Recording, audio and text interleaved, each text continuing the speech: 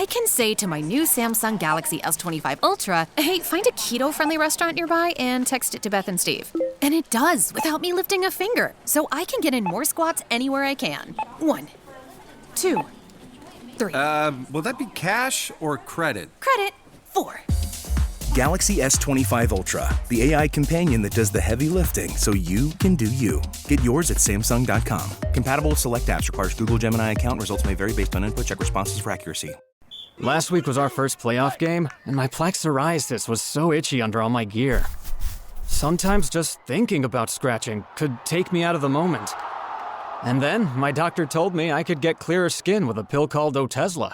Otezla apremilast is a prescription medicine used to treat adult patients with plaque psoriasis for whom phototherapy or systemic therapy is appropriate. Otezla can help you get clearer skin after just 4 months. Okay, ready for the next game.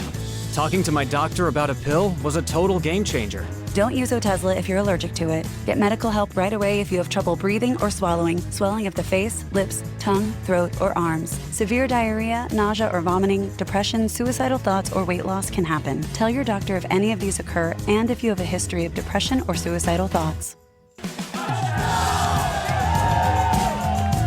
Live in the moment. Ask your doctor about Otezla. Call 1-844-4-OTEZLA or visit Otezla.com for prescribing info about cost, and more. Hi, this is Javon, your Blinds.com design consultant. Oh, wow. A real person. Yep. I'm here to help with everything from selecting the perfect window treatments to... Well, I've got a complicated project. No problem. I can even help schedule a professional measure and install. We can also send you samples fast and free. I just might have to do more. Whatever you need. So the first room we're looking at is for... Shop Blinds.com now and get up to 40% off with minimum purchase. Blinds.com. Rules and restrictions may apply. Canada Did What? A podcast from Post Media. Uncover the untold stories of the Canadian history you might think you remember with me, Tristan Hopper. From one prime minister's crazy camaraderie with communists to the war over metric conversion and the harrowing reality of the October crisis. Subscribe now to Canada Did What? Wherever you get your podcasts. It was the worst-kept secret in Ottawa. Mark Carney was going to be calling an election before the House of Commons resumed on March 24th, and there he was on Sunday, March 23rd, outside Rideau Hall, announcing an election was underway. I've just requested that the Governor-General dissolve Parliament and call an election for April 28th. Hello and welcome to the Full Comment Podcast. My name's Brian Lilly, your host, and today we're talking all things election, and that's what we're going to be doing for the next several weeks. Even before Carney went before the microphones on that Sunday, Pierre Poilievre had already kicked off his election campaign. He didn't have the grandeur of Rideau Hall and instead did something that Justin Trudeau smartly did in 2015 and stood in a park across the river from Parliament Hill, using that as his backdrop to say that, well, sure, the Liberals have changed leaders, but they're still the same guys. Desperate for a fourth term, Liberals have replaced Justin Trudeau with his economic advisor and hand-picked successor, Mark Carney. But a Liberal is a Liberal is a Liberal. This is really just a race between Mark Carney and Pierre Poilievre. You can say that the Greens are in it. You can say the Bloc Québécois is in it. You can pretend that the NDP is in it, but none of that is really true. And strangely, the election really comes down to what the words and actions of one man are. And that is a man that doesn't even live in Canada. Of course, we're talking about Donald Trump. What we're going to be doing is a 25% tariff on all cars that are not made in the United States. If they're made in the United States, there's absolutely no tariff. And so where do we stand after a full week on the campaign trail? Well, to talk about that is Stuart Thompson. He is the Ottawa bureau chief for the National Post and Post Media in Ottawa, and columnist Tasha Keraden. Both of them well connected politically and here to discuss all things that are happening on this election. Welcome to you both. Hello. Hey, Brian. So, rough take. Tasha, I see you in my screen first, so I'll ask you, rough take on the first week of the campaign. Good, bad, indifferent, who's up, who's down, what's happening? Well, it's been a rough take, I think, for the Conservatives. The polls show that they are sliding away continuously. It's now you're going to make me sing that song. Yeah, slip sliding away. It's basically because of the man you mentioned, and that is Donald Trump. And the tariff threat that every time Donald Trump says the word tariff, it's as if the conservative, campaign drops into the point. They had a lot of messaging this week. They had a lot of, things, TFSA, increasing that. They had messaging about defense. They had messaging on a bunch of different topics. Crime, seniors. They're going to keep dental care, though, and that's interesting. I see this campaign actually as like a race or a strange race for the center. The conservatives are trying to get back there after ignoring it for a very long time, ergo the dental care. They're dropping some of the more angry language, like, axe the CBC. They're still axing the tax, but the tax has been sort of half-axed already, so that is, questionable.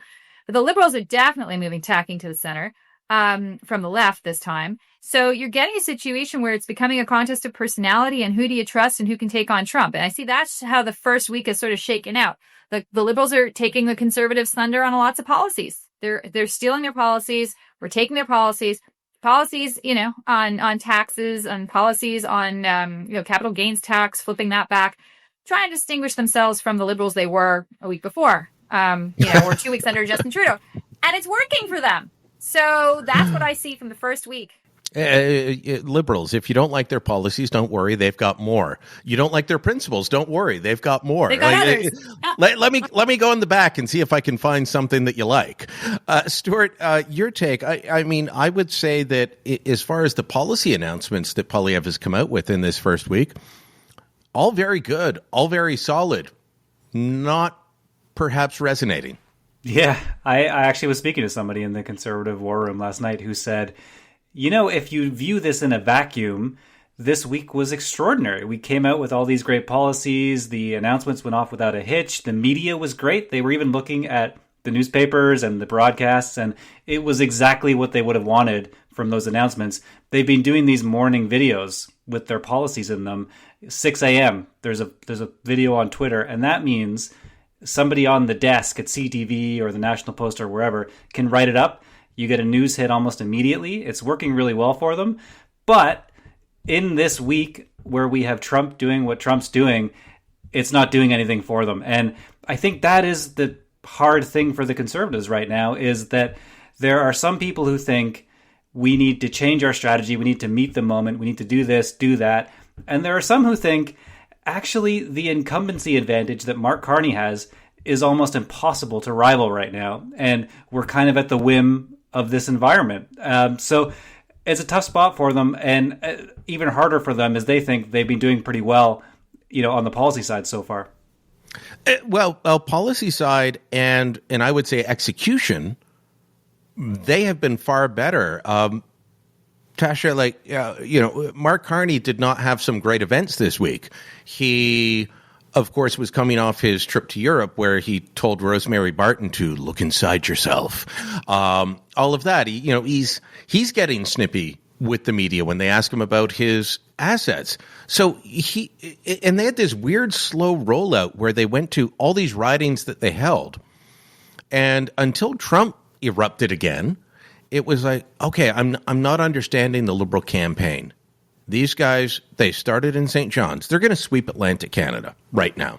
Regardless of who wins, they're going to do really well in Atlantic Canada. So they go to St. John's. Then they go to Gander. Then they go to Halifax. And they're not doing a lot. Whereas Poilievre, as Stuart was saying, 6:30 a.m., video is posted. News hits start. 9:30 a.m., there is an event. At the evening, there's a rally. There's a quick pick in the middle. All those things are going great. And then Trump.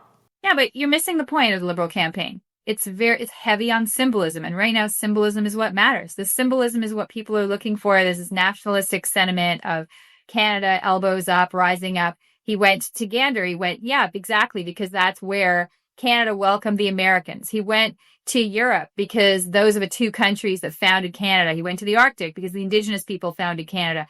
This was just before the campaign.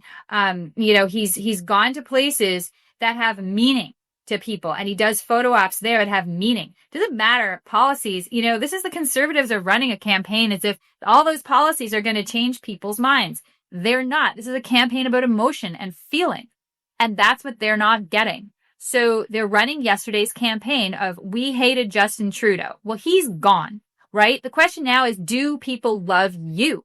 And they don't. They clearly do not. Do they love Mark Carney? They don't know him as well. So he's actually easier to love because you don't know someone, you can project on them what you want. And if you see them hugging a widow in Halifax or, being at the place in Gander where the planes landed, like that it's got symbolism, it's rich with meaning, and they mine it for social media gold. People are not going to listen to policy announcements day in, day out and pay rapt attention. They are not. They are looking for the feeling. And the Liberals are wrapping themselves in that flag, and they got that feeling. Well, I rarely think that people vote on policy. I think people vote mostly on emotions, optics. Those are the sorts of things that drive a campaign. So, look, our latest Leger poll has what? It's 44% for the Liberals. It's 38% for the Conservatives. That's a 6-point gap in the Leger poll. In the CBC poll tracker, which I only use them because they, unlike some others, exclude ecos, which I think needs to be excluded for various reasons that we all understand. They've got, the CBC poll tracker has got it at 40 to 37. So 3-point gap. This is not insurmountable a week out, but do you get the sense that the Conservatives are going to find a way to say, you know what, let's go to that emotion.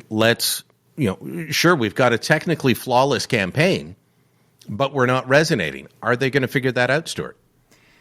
Well, so the one thing they have going against them is that, and we've kind of touched on this, is that the normal rules of political physics do not seem to be applying to Mark Carney right now. And that could end in 2 weeks or it could end in 2 months. And I think if you're a conservative, you're kind of just waiting, because the best example of this is Mark Carney keeps going to Quebec and having a disaster with the French language in a way that would be devastating to most candidates. I'm not sure what you're talking about. It's flawless French. It's not even just the French. It's the screw-ups that happened, the Polytechnique massacre, getting the school wrong and getting your candidate who survived that shooting, getting her name wrong. I mean, these are huge problems that you would think would resonate in Quebec, but those rules of physics are not applying right now. There's some kind of honeymoon happening. Okay, so Mark Carney is 60 years old. Anybody that is between 50 and 60 years old knows where they were when they heard about École Polytechnique. I was finishing high school, December 6, 1989. I heard about it when I woke up in the morning. High school, I wasn't paying attention to evening news back then. Heard about it when I woke up in the morning. It was all everyone talked about in class when you showed up the next morning. Carney doesn't know that because he left for Harvard. It's not a knock against him, but he left for Harvard in the mid-'80s, didn't come back to Canada for almost 20 years. So he's kind of detached from that. Are you shocked that he made that gaffe and didn't know that? So he couldn't pronounce Provost as a last name, Natalie Provost. But saying Concordia, we all know it's École Polytechnique. Yeah, I am like the dumbest Anglo you can find, and I know that. So, I don't know anything about Quebec, and I know it. So Carney should do better, and I just don't understand why those Quebec poll numbers are still sky high. Maybe Tasha, you know. I think I do. Tasha, you've spent time in Quebec, and you're bilingual, so... Yeah, I'm from Quebec, baby, and let me tell you, this is not an election about the French language. This is an election about the existential question of Quebec, its culture, its immigration. If you're a Quebecer, and you're looking at this picture and you're like, okay, what will serve the interests of my province and the industries in the province? And this is in the people in the province and the language and the preservation of that. And this is the Bloc is trying to say, frame it as, we got to be at the table to negotiate these things. No. Canada has to stay together for this to function. And Quebecers are seeing that for the first time in stark reality.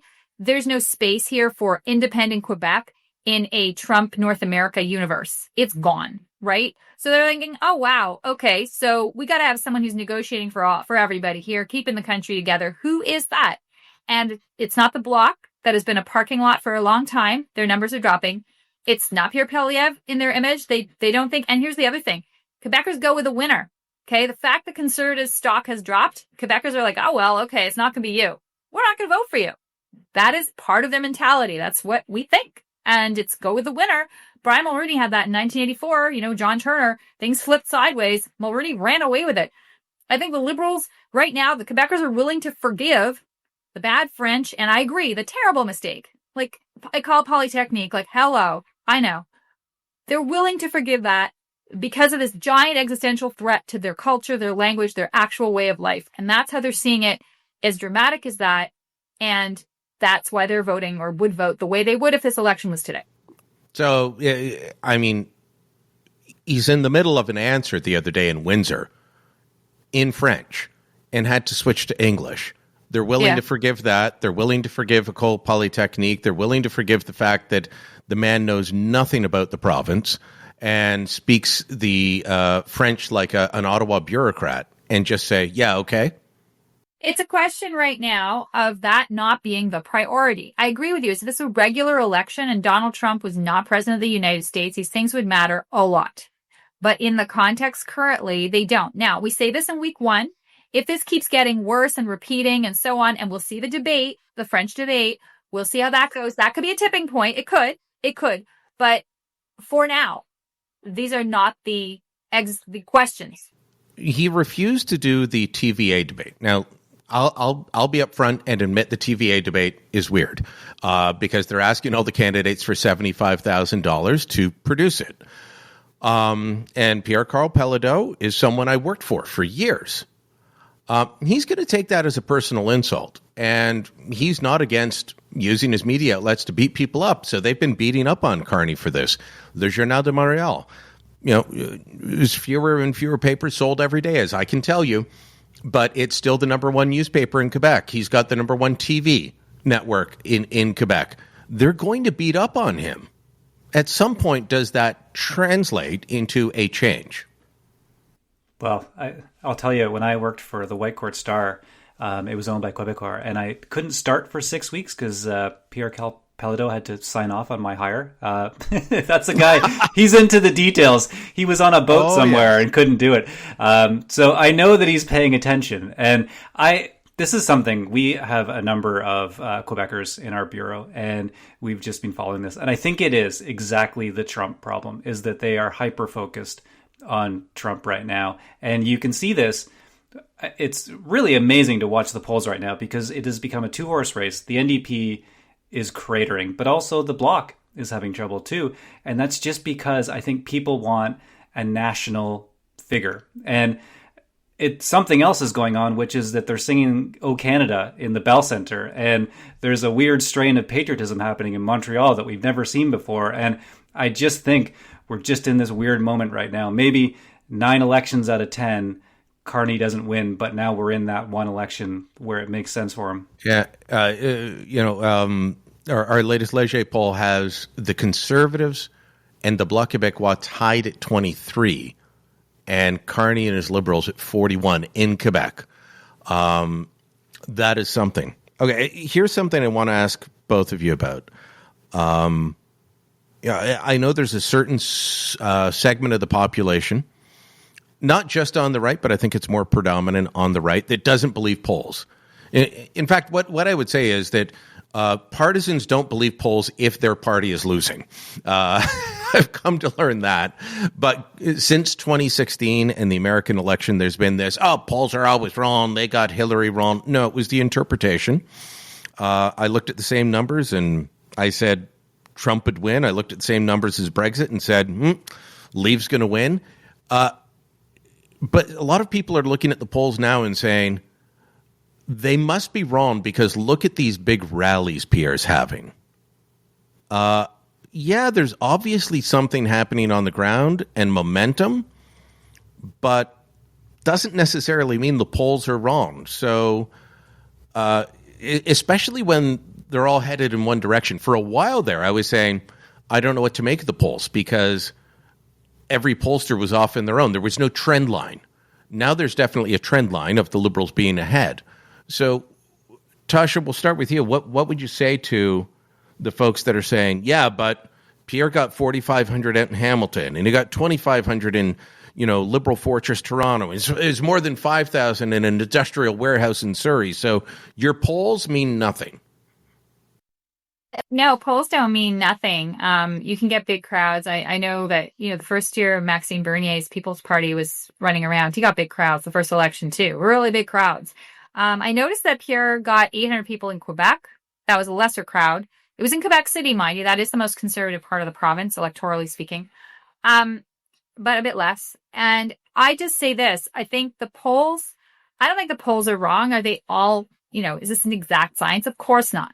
But I think that what the polls are showing makes sense to me because the NDP vote is collapsing. And why is the Liberal vote floating so high? Again, it's not because everybody loves Mark Carney. People like him. Some people like him because, like I said, they don't know him. Other people like him because he's not Trudeau. Other people like him because he's not Pierre Poilievre. But what they don't like is the NDP. The NDP vote is collapsing. And that is one of the reasons that the Liberals have gone so high so fast. And that is something the Conservatives can do very little about. So unless they prop up the NDP, right? That ain't going to happen. So that's why I do look at the polls. It makes sense to me. This is going on because this is becoming a two-party race.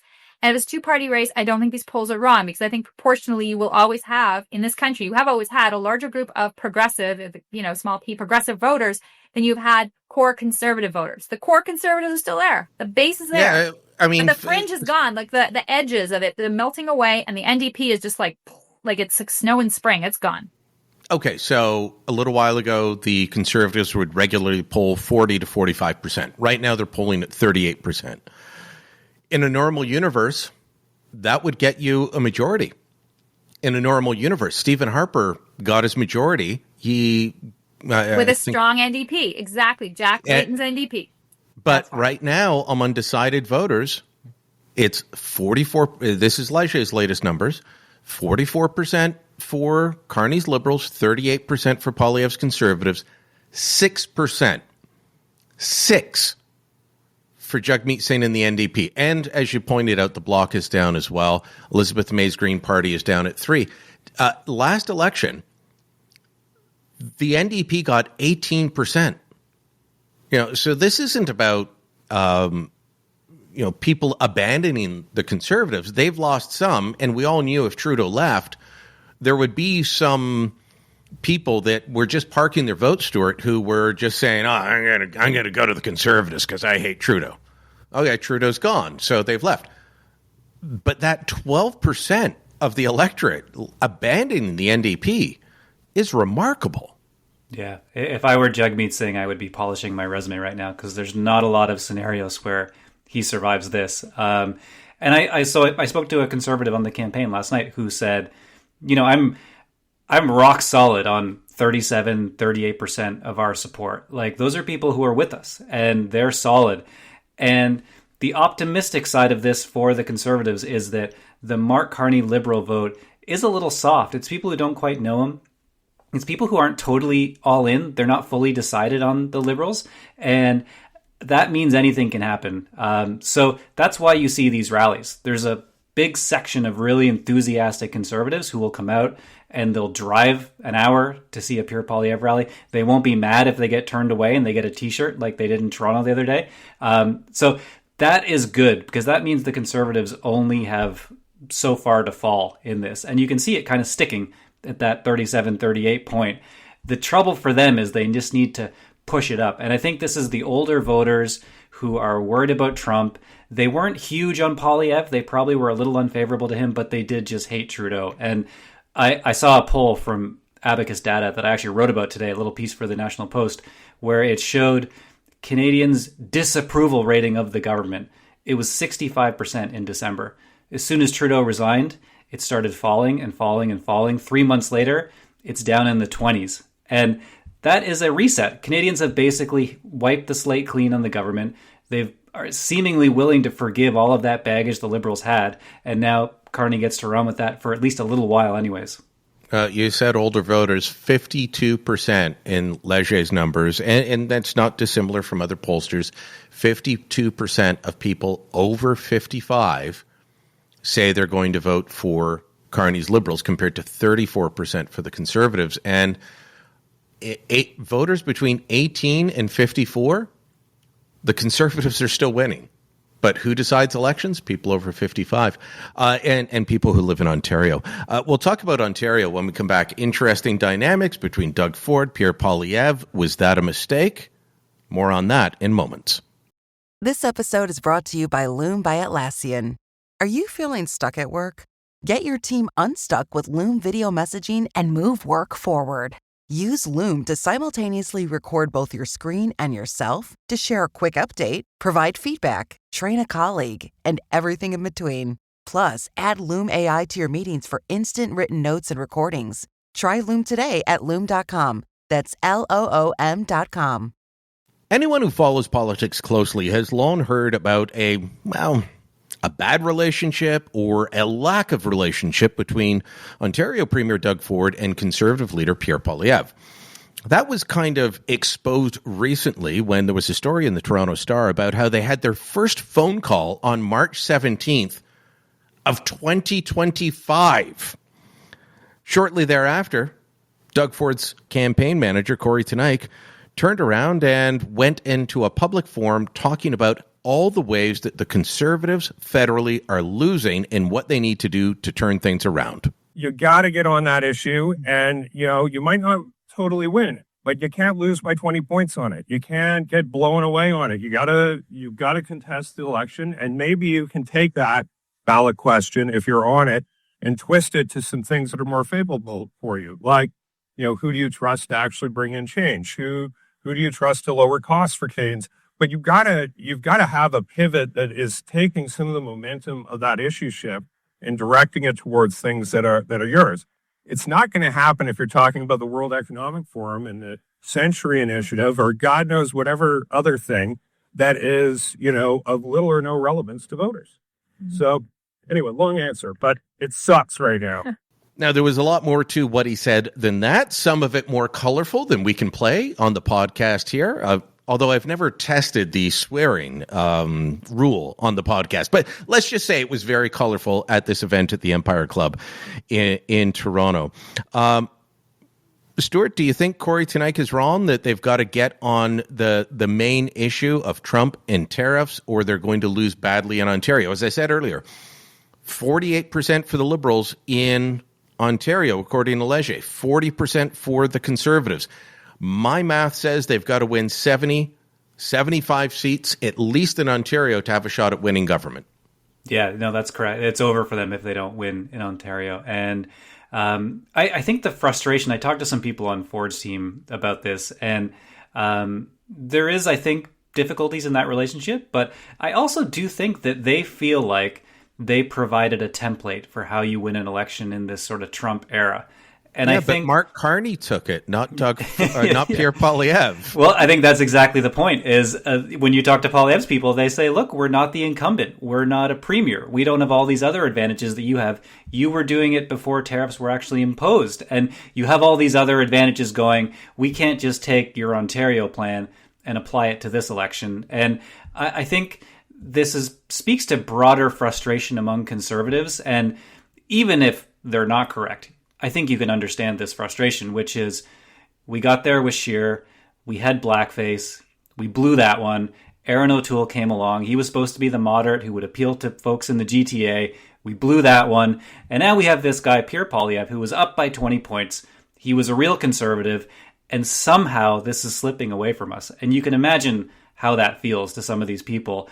And there is, I think, a bigger division among people in the conservative movement who look at Doug Ford and they say, great, you win elections, but what do you do? What kind of policies are you doing? Have you done a single conservative policy since you got in?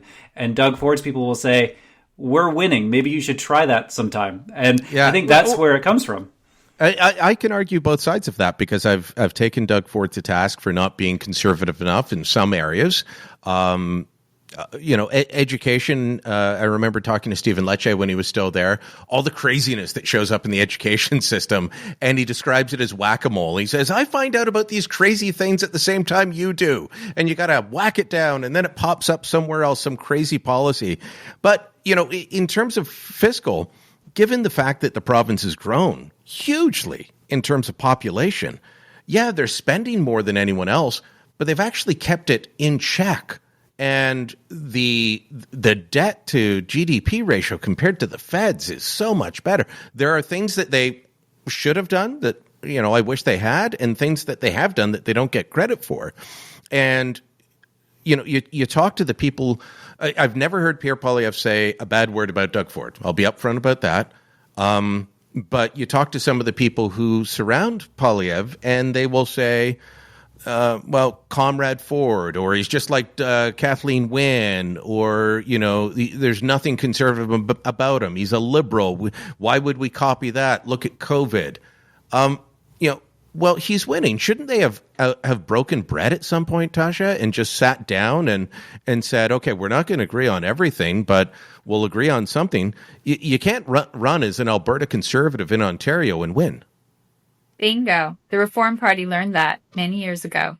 And what you said about COVID, what you said about, Doug Ford's not a real conservative. Well, he's a progressive conservative. That's the actual name of his party. The Federal Conservative Party is just the Conservative Party. Under Harper, it was a Conservative Party. It is now a populist party. I do not believe it is a Conservative Party, just like the Republican Party. It's not a Conservative Party. Ranting about the WEF and these arcane issues that the average person who's working doesn't care about. Some people are obsessed with that, and some people cannot let COVID go. They cannot let it go. Most people have let it go, and those people are going to decide this election, and they are Monsieur et Madame Tout le Monde in Quebec, and they are the hardworking suburban people in Ontario, New Canadians and others who are just like, you know what? I look at Ford, the guy is defending our province. I mean, this is the Ontario election, the second time over. We are fighting. It is the exact same election as Doug Ford had. And why did Doug Ford, as the government who had so much to account for, look at, you mentioned education, healthcare, housing, all the things within his wheelhouse. He didn't have to account for anything and any mistakes because the only issue is Donald Trump. And he got that. And that was what he talked about. And Bonnie Crombie, and Merritt Stiles were running around trying to talk about all the other things that matter, just like Poilievre is talking about all the things that matter, and no one cared. And this is exactly what the Carney Liberals are doing. They're very smart. They are fighting Doug Ford's election. And Poilievre is not fighting Doug Ford's election. He's fighting Bonnie Crombie's election. And he's going to lose if he keeps doing that. Okay, but is there a generational divide? Because when you do look at the polling, regardless of firm, and you look at top issues, Donald Trump is the number one issue for people 55 plus. Everybody else is focused on housing affordability, inflation, the economy. Is there a way to talk about both and try and win voters in both? Well, I think Poilievre is trying to do that, and I think they're starting to realize it's not working because they've been tacking on little bits to their slogans and saying Canada first this and Canada first that and trying to apply it to different things. The TFSA one, the announcement this week, is a great example where that was an increase in your TFSA limit, but it had to be Canadian investments. Obviously, there's a Trump, bring it home kind of part to that. So I do think that when you talk to the strategists, though, they'll tell you, you need a message. It needs to be clear, and you need to just make it when you make it. Don't try to bring these other things in. But that division is true. I think the young people I talk to, people younger than me, I'm like an old millennial, but the people younger than me, they care a lot about housing. They are still a little pissed off about COVID and, closing their schools or closing the things they were doing at the time, which was to them unnecessary. And I think that is a tough thing for Poilievre to bridge because you do just have these totally disparate topics and you kind of have to tackle them separately. Tasha? Well, I was going to say, Mark Carney didn't have anything to do with COVID. So this is the other thing, is that the COVID anger that is fueling some of those rallies too, and people are still, still very amped up about that, is you can't pin that on Carney. You can say the party, yeah, but people pinned that on Trudeau. The anti-COVID, the anti-mandate, anger was really directed at the person of Trudeau, even though he wasn't responsible for most of the mandates. In fact, Doug Ford was responsible for a lot. The provincial premiers were. But Trudeau wore that. What? Yeah. Trudeau wore that. He wore that. He was the symbol of every, hatred of restrictions of COVID. He was, because also he didn't speak to the protesters. He didn't get in the street. He used it for his own purposes too. Everyone politicized the whole thing. So it's still with us. But here's the thing. Those older voters you talked about who were voting Liberal, they have interests to protect, okay? They have a house. They have savings. They're looking at the markets and they're tanking. Their retirement's disappearing. telling you right here, I look every day and I'm like, oh, that's not good. And I'm almost in that bracket. So I get that.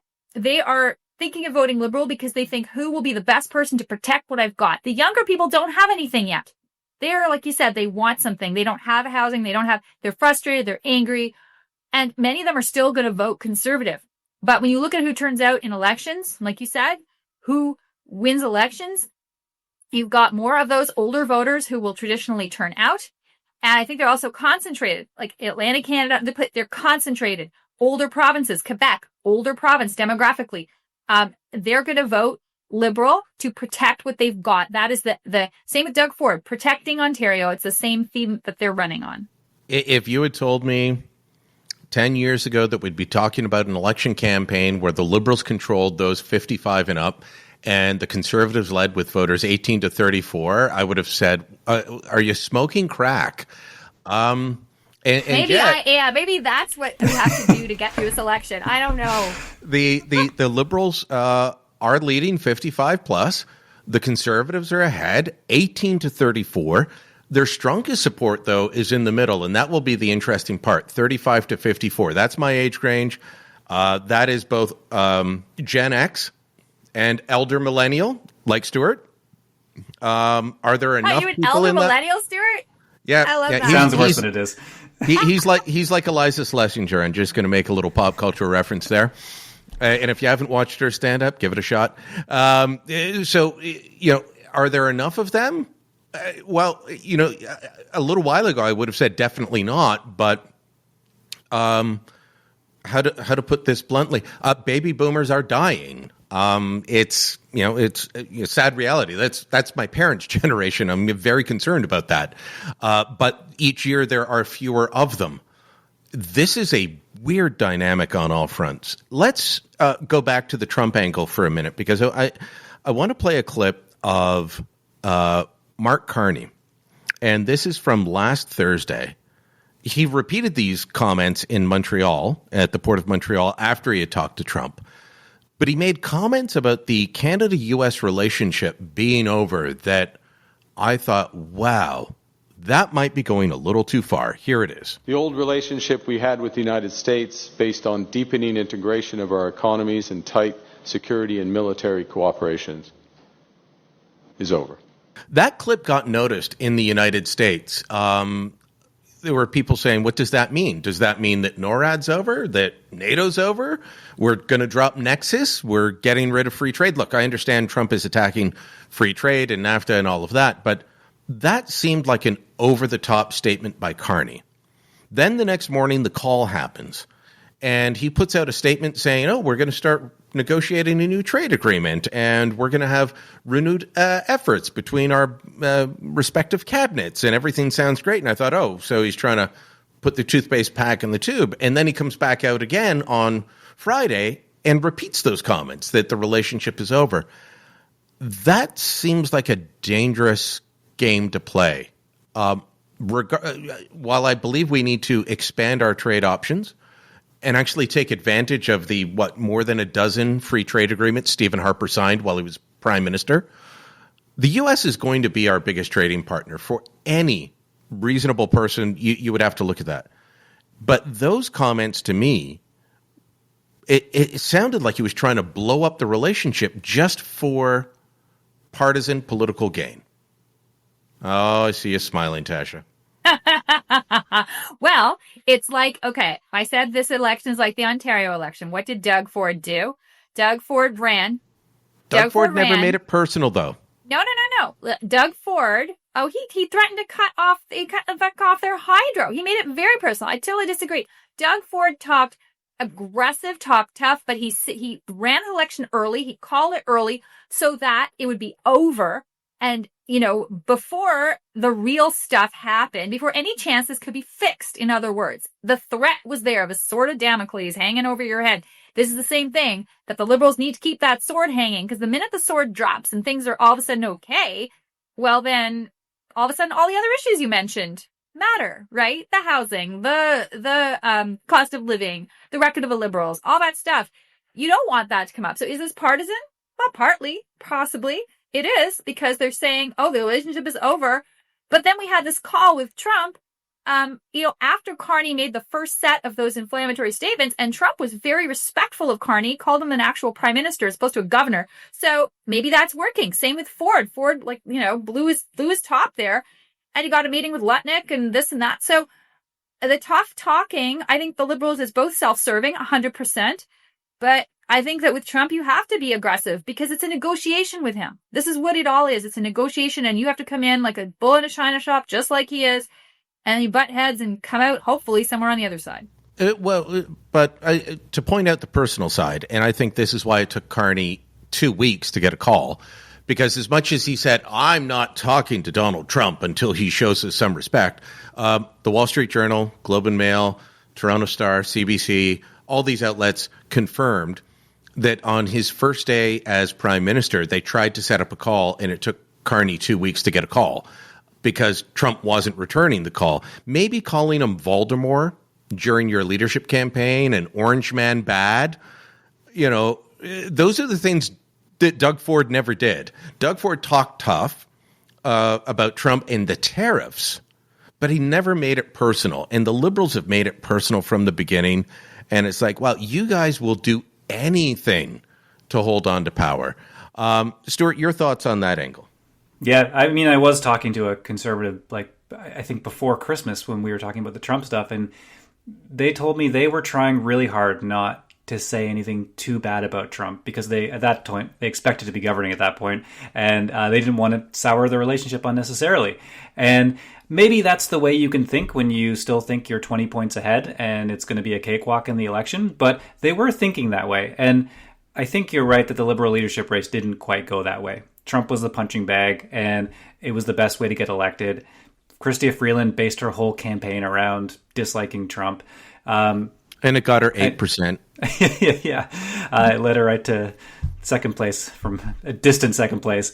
But I struggle with the Trump thing, though, because I'll admit when Doug Ford did his thing with the electricity surcharge, as a Canadian, I was a little distressed because I didn't know where that would go. It struck me as a volatile thing to do. I didn't know how Trump would react. I was worried about potential consequences, tariffs, whatever. So that kind of rhetoric does concern me.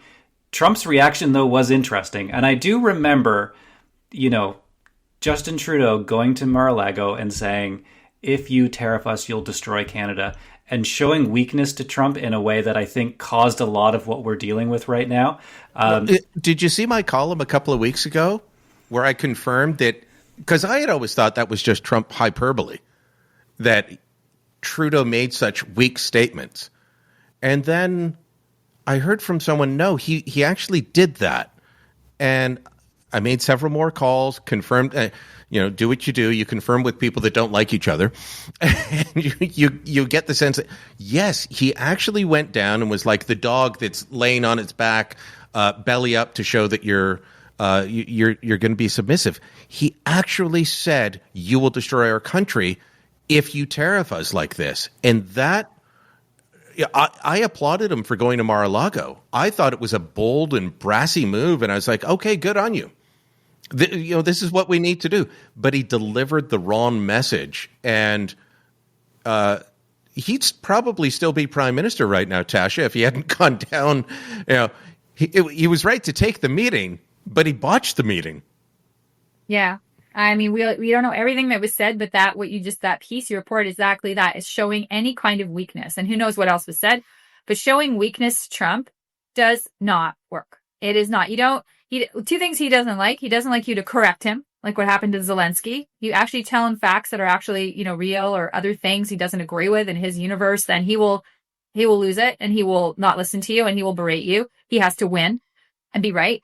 And the other thing is weakness. He doesn't respect weakness. He respects strong leaders, strong men, dictators. He likes that. He respects that, like Putin, for example. So, knowing that, showing any kind of weakness, that's not a good idea. So for Carney to keep going on and saying, you know what, the relationship's over, pal. Like, you could be nice. You could say nice things to me.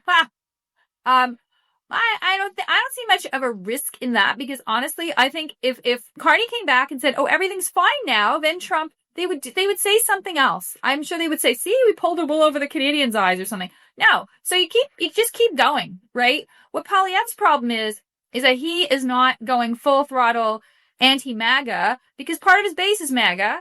And we know this from polling, which shows 40% of conservatives wanted Trump to win the election, would have voted for him. 1 in 5 think 51st state is a good idea. So okay, that's but the problem. one of those was Doug Ford, and he turned around and fought back. I know, but this is it's not like the people who wanted Trump to win were not all, raving anti-WEF, whatever, like a really hardcore people on all the issues that Trump stood for. Many of them saw and said, we really don't like the Democrats. Like, this is going to go sideways fast. So Trump would be better. We can, handle him. He's a business person. No one saw the 51st state thing coming. We didn't, right? No. So so I think a lot of people were like, you know what, picking up between the two of them. Okay. But conservatives were much more than the other parties, much, much more. So you see this, it was 10% of the other parties that were like, yeah, okay, Trump better. So when you see that, Pierre has to balance this. He has to balance the base, and he has to balance people who think Trump is the Antichrist. How do you do that? It's a very hard thing to do. And so he's stuck. I really feel that's why the wheels are coming off the conservative bus, because they're being pulled in directions that you cannot please everybody. So someone's going to leave you, right? Yeah, we started off, Tasha, you were talking about this being an election of symbolism. I'll finish with symbolism. The respective slogans. The Liberals are Canada strong. Poilievre is Canada first. Now, he's been running on that for a little while, and he started out by saying, Donald Trump says he wants to put America first. I'll put Canada first. And I thought, that's pretty good. Appears that it may be turning people off. Quite frankly, I think I'd like both slogans together, Canada strong, Canada first. I think it's a fantastic slogan. I think it's the best slogan. It, sound like Donald Trump there. But do you think that the Canada first thing is turning people off, Stuart? Yeah, well, that's another thing that Corey Tenike said, is that Poilievre sounds like Trump. He kind of looks like Trump sometimes. His slogans are like Trump. And I do think that Canadians are very sensitive to anything that even reminds them of Trump right now. And even just seeing Teslas on the road, I think we're seeing a lot of people getting annoyed about that. And, grow up. Grow up. I didn't say I was. I saw a Cybertruck today, and it was pretty cool. But I think that's how people are feeling. I hate those. I'm fine with the sedans. Yeah, I'm pro Cybertruck, actually. But I think that's the mood, right? Is most people just don't want to even think about Trump. And I think Poilievre, the trouble he has, and it's, I think, unfortunate for him, because this persona suited him so well in the previous era of Canadian politics. He was the fighter, the guy who was going to take down Trudeau's bad policies. He was fighting all of the disapproval. He was against all the things that people disapproved of in the government. So I think that's a tough swing to make. And I know they've had this Canada First thing, and I know that it hasn't quite performed as well as they hoped it did. I think it might be partly the Trump thing. They may just have to eat some crow and find a new slogan or pivot right away. Tasha? Well, they added a piece to it, which is for a change, right? Trying to remind people that they want people to change from the Liberals to something new. Trying to bring that back as a ballot question. I don't think it's going to work. Canada first, Canada last, Canada always is a quote from Wilfrid Laurier. Mm-hmm. And I am sure that Pierre Poilievre thought it up himself because he quotes Wilfrid Laurier. He knows Wilfrid Laurier. He's read this stuff. He is as much a political geek as the rest of us on this panel. But the average voter has no clue what Wilfrid Laurier said, or even probably who he is, which is really sad. But there you have it. So there's I'd say he's on your $5 bill, but how does that work in the TAP era? Well, no, but Viola Desmond's on the $5 bill now, my friend. Like, no, she's on the 10. Is she on the 10? Okay, I don't use a ton of cash. In the TAP era, no one knows. All right, now I'm out of touch too, apparently. But the point is, the average person is not running around quoting Wilfrid Laurier. So to explain this even takes 5 minutes. It's no good. Canada first sounds like America first, and some genius should have thought of that, because right now, when the average person is going to the grocery store and looking at the fruit and not buying the stuff that comes from Kentucky or Ohio or wherever, and they're buying the stuff from Canada or Mexico because they're mad at the U.S., when the average person's canceling their vacations, and this is 70% down in travel to the U.S., when the average person's thinking of these things every day, anything that reminds them of Trump, they need someone to reinforce their choices, right? So you're telling them you're making the wrong choice. No, they're like, my choice is right. I'm anti-US and don't tell me that I shouldn't be. It doesn't work. there's the zeitgeist right now is we're mad at the U.S. and we should be mad at the U.S. So anyone who's not mad at the U.S., I don't quite trust you. And that's the problem the conservatives are having. If people were doing these things, it'd be a different story, but they are. I want to know what fruit you're buying from Ohio. Giving a random state. I honestly, I don't know. Okay, you know what? I was in the grocery store. I'm just having fun with you. We went to the grocery store. I request when I buy fruit, and I have a fruit service that comes to me with misshapen fruit. Okay, it's like random fruit. Yep. Like it's called Odd Bunch, and it's like the fruit they would throw away. And I get one of those boxes, and they have said they will not have fruit from the States. And I've requested on my thing, I do not want any fruit from the States. Like, hey, that's my choice. And so, and I'm seeing it. I'm seeing it everywhere. Loblaws and Shoppers, pronouncing that they are Canadian companies. I thought we were supposed to hate the Westons just a little while ago. And for people that know Toronto, you will know this reference. There is a bar called the Zanzibar Tavern that is advertising tariff-free lap dances on their sign on Yonge Street in Toronto. Oh, that's awful.